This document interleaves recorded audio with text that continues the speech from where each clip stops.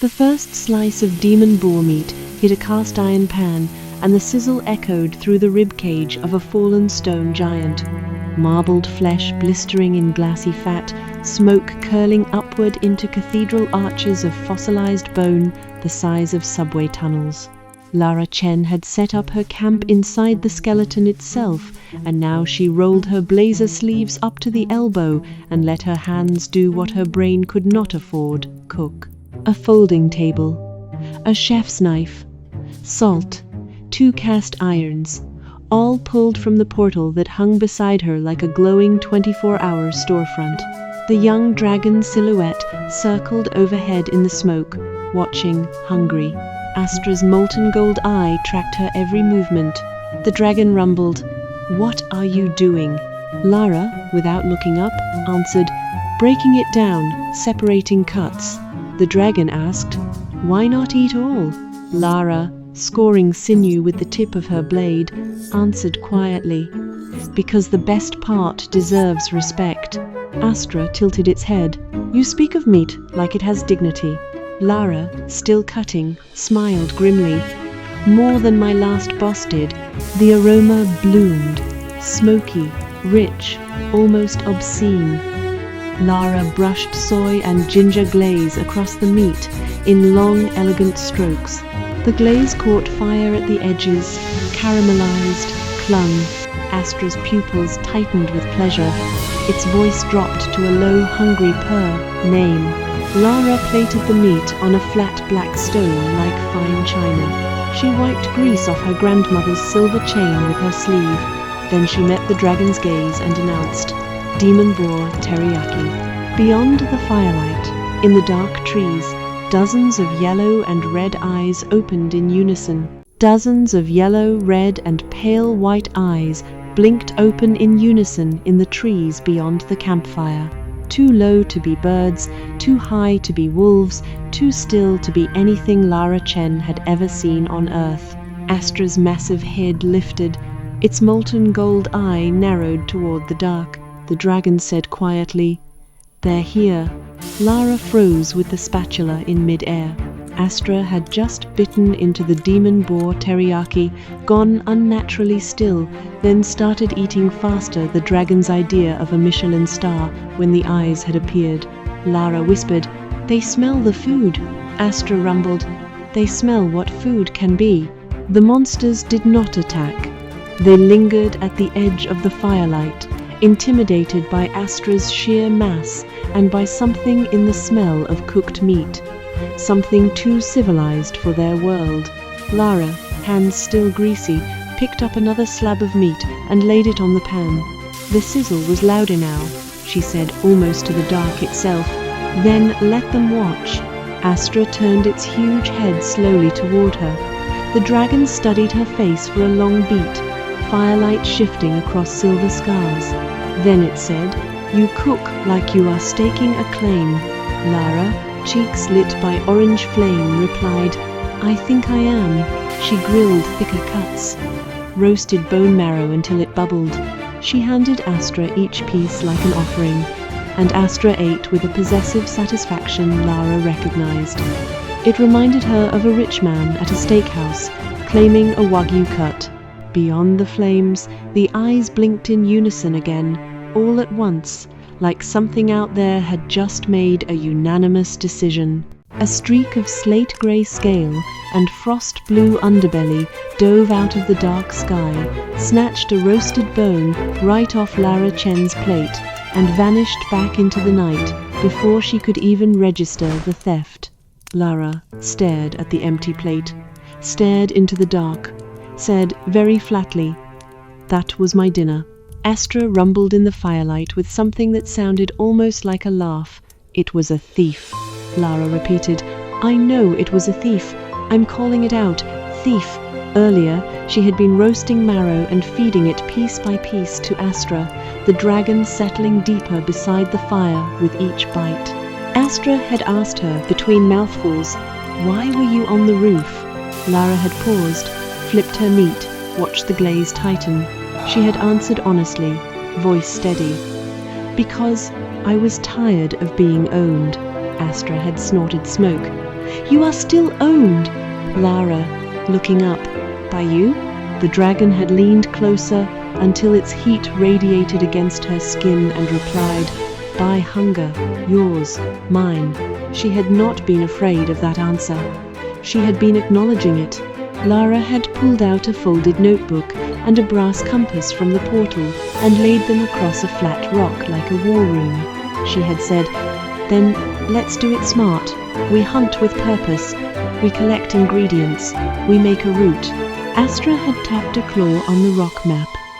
West, there is a salt lake, prey that falls from the sky, and a beast that guards it. Then the grey thief had stolen her dinner. Above the camp, it circled lazily in the smoke, taunting her in slow grey loops. Astra's wings unfurled with a thunderclap that flattened the campfire and lifted Lara Chen straight into the red-black sky after the dinner thief. Lara crouched between the dragon's massive shoulder blades, fingers white on a cobalt scale, her dark hair whipping behind her like a battle flag. Minutes earlier she had been crouched over the empty plate, calling the grey thief out into the dark. Astra had asked, entertained. You wish to chase it? Lara had answered. I want it to know. Astra had risen on its haunches and rumbled. Then we move. She had grabbed her chef's knife, wrapped the half-eaten teriyaki in tarp, stuffed it in a portal-side pack. She had retied her ruined loafers with strips of Costco tarp like makeshift hiking boots. Then she had narrated her own life out loud, the way she used to narrate work objectives at 5 in the morning before the coffee hit. Lara Chen. Quarterly objective. Hunt one sky beast. Acquire salt resource. Locate aerial thief. Reply all upon kill. Astra had cocked its head. What is reply all? Lara had answered without hesitation. A war crime. Now they were airborne. The young grey dragon, the thief, flickered through the canyon ahead of them, a streak of frost-blue belly between stone pillars. Fast, agile, untrained. Lara could hear it laughing as it flew, the high, thin shriek of a creature that had never been hunted by something bigger than itself. She leaned closer to Astra's ear and said, almost to herself, Don't kill it. Just catch it. The young dragon banked sharply toward a cliff. Astra growled. Lara saw why. It was a trap. A pack of winged demons rose out of the ravine like a black tide, drawn by the chase, and dove straight at the small grey dragon mid-flight.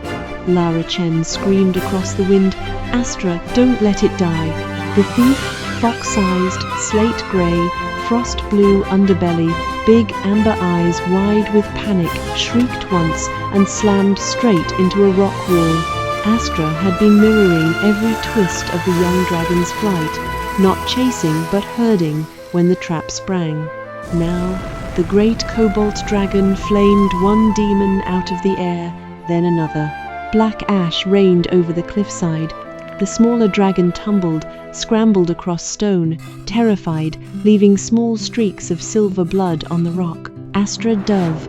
Lara leapt off the dragon's back from low altitude, a short, ugly fall into thick green moss, rolled once, came up running. She reached the young dragon first. It was bleeding from one shoulder and shaking. Lara opened the portal in front of its tiny snout and threw out a strip of spam. The young dragon froze. It sniffed. Its nostrils flared. It bit. Its amber eyes went wide. Then they went almost worshipful. Astra landed behind Lara, towering over both of them, the last winged demon shrieking away into cloud.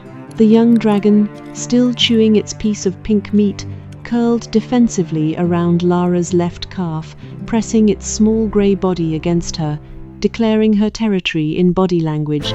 Lara understood instantly. Lara whispered, "Hi." The young dragon chirped back, mouth full. A shadow fell over all three of them, heavier than Astra's. The ground shook. Lara turned slowly, hand drifting toward her chef's knife. Footsteps. Behind them. A horned basilisk lion hybrid the size of a delivery van, stepped out of the cliffside shadow, stone hide grinding against itself like millstones, eyes like molten coins, and roared loud enough to vibrate the air pressure inside Lara Chen's lungs. Her vision blurred. Her teeth ached. Lara stumbled backward, hand still on the small grey dragon, and breathed. That is not dinner. That is a disaster. Astra, beside her, rumbled grimly. It guards the salt lake. Its meat is power. Lara protested. Astra. Astra cut her off cold. Logistics, Lara. The dragon stepped forward. The basilisk charged. Claws raped sparks off stone hide. The basilisk's horns slammed into Astra's chest, and Astra slid back across the cliff edge, gouging long trenches into the volcanic earth. Dust rose in twin walls. Lara pulled the portal wide. She yanked out salt, pepper, a coil of rope, her chef's knife. She did the only thing she could do, observe, tactically, like an analyst reading a balance sheet, and shouted across the chaos. Eyes. It's leading with its horns. Astra twisted at the warning, bit down on one horn, wrenched. The basilisk shrieked, whipped its long armored tail sideways, and caught Lara square across the ribs. She hit the dirt hard. Air left her lungs in one wet wheeze. The young grey dragon, the size of a fox, opened its small mouth wide. A burst of pure frost breath scattered across the basilisk's molten coin eyes. The beast went blind. 1 full second. 1 second was enough. Lara, half conscious in the dirt, watched Astra's chest swell with a blue deeper than she had ever seen, and the cliff erupted in light. A column of concentrated blue dragon flame poured straight down the basilisk's open throat, lit it from the inside like a paper lantern, and the beast's molten coin eyes went bone white and rolled back as it collapsed onto the cliff with a thud that cracked the stone beneath it.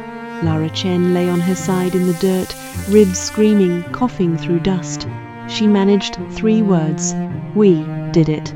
Astra turned its massive head toward the small grey dragon and pronounced, "You helped." But the young dragon did not look at Astra. It looked at Lara. It nudged her hand with its snout, soft and frost-cool. Lara's eyes went wet. She did not let it show. She whispered to the small creature, "Okay, you're coming with us." A glowing system prompt appeared in the air, in front of Lara's face only, like a video game UI, bleeding into reality. The text read, "New companion detected." Lara squinted at it. What is that?" Astra answered. "The world is acknowledging you." By dawn they had moved camp to the salt lake, water shimmering like liquid steel under a sky that finally looked something close to blue. Lara butchered the basilisk with reverence this time. She separated horn meat from belly fat. She saved the stone hide for armor.